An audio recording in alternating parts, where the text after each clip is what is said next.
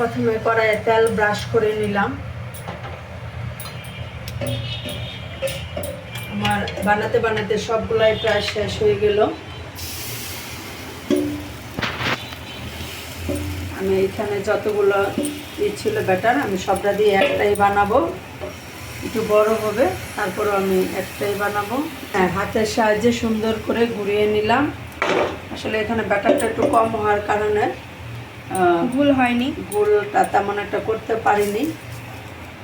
তোমরা তো দেখেছো আমার এগুলো তো অনেক সুন্দর হয়।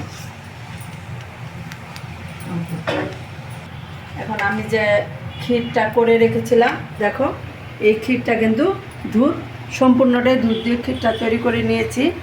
এই যে আমি এখন দুধ আর চিনি দিয়ে যে ক্ষীরটা করে নিলাম, এটা এখন এই যে ভিতরে এটার পুর হিসাবে দিব। এখন দেখো এটাকে আমি সুন্দর করে উল্টিয়ে নিচ্ছি।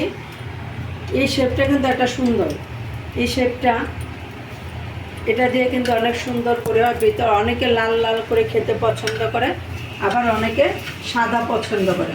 এটা কিন্তু আমরা গুড় দিয়েও বানাতে পারি। এই যে চিনি দিয়ে যে ব্যাটারটা করেছি এটা কিন্তু গুড় দিয়েও করা যায়। অনেকে গুড়েরটা পছন্দ করে, আবার অনেকে চিনিরটাও পছন্দ করে। তো আমি আজকে চিনি দিয়ে করে দেখালাম। দেখো এই তো আমার হয়ে গেল কমপ্লিট। ওকে, দেখো বন্ধুরা নামিয়ে নিলাম। আর এখানে দেখো অনেকগুলা পিঠাই কিন্তু আমার বানানো হয়েছে। যদি তোমাদের ভালো লাগে তাহলে অবশ্যই আমাকে অর্ডার করবা, ইনবক্সে নক দিবা, আমি তোমাদেরকে বাড়ি থেকেই পার্সেল দেব। Okay, bye, tata.